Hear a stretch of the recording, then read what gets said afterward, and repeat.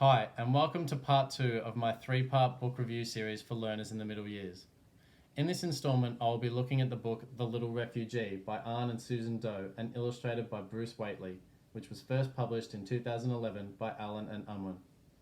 The Little Refugee is an inspiring true story about a family's journey from war-torn Vietnam to Australia as they begin to build a new life.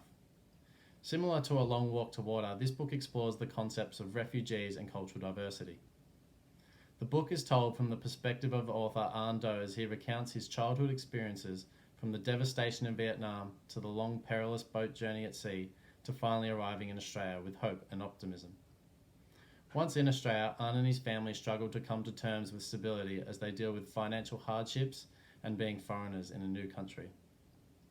This journey mirrors many other families' experiences who now call Australia home and is a fantastic picture book that allows the reader to empathise with Arne and his family.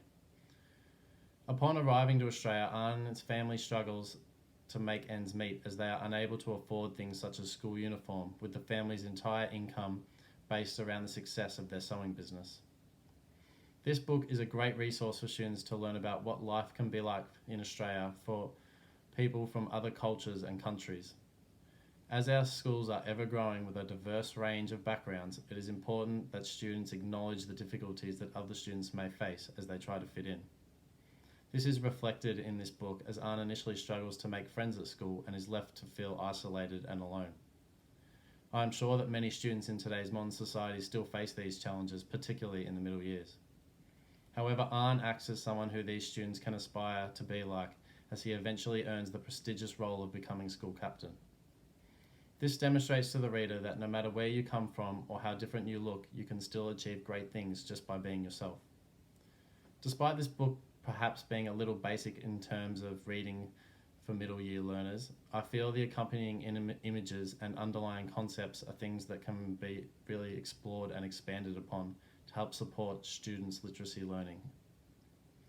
Many of the images throughout this book enhance the reader's understanding of the emotions and experiences that Arne's family undertake on their journey.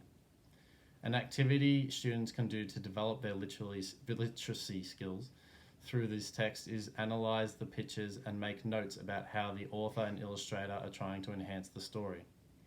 For example, the illustrations use colour tone and facial expressions to really engage the reader and evoke empathy and understanding to the situation in the text. On pages 6 and 7 that can be seen here, we see Arne and his family crammed onto a boat as they sail away from Vietnam. Questions that the reader could respond to could be, what do the dark tones and lack of colour in the image represent? Or describe what conditions on the boat would be like. Another example of analysing the illustrations could be trying to understand what the characters are feeling based on their facial expressions. We see on this picture that the mum is smiling and the children are worried. The students could then list all the emotions and thoughts that they think the characters are going through based on the author's text and the illustrations. This book is a great resource to use to develop comprehension skills and practice making meaning from not only the text but analysing the accompanying illustrations as well. It links well with the Victorian curriculum. For example, a Year 7 English descriptor states students are able to compare the ways that language and images are used to create character and to influence emotions and opinions in different types of texts. This book can also be used to explore ethical issues such as inclusion and prejudice in literary texts, drawing on a range of examples from the text to illustrate and substantiate the views expressed. From here, cultural diversity can be further explored and the way in which students interact with each other can be reflected upon. An activity to promote this could be students are split into small groups and are to come up with ways in which inclusion can be supported in the classroom to ensure all students can participate and feel welcome in their learning environment. The Victorian Department of Education suggests that effective contemporary communication requires young people to be able to comprehend, respond to, and compose meaning through multimodal text in diverse forms. The Little Refugee does this through its combination of text and illustrations. This heartwarming story of a family that was able to survive through the toughest of times is a book I would strongly recommend to be utilised in the classroom.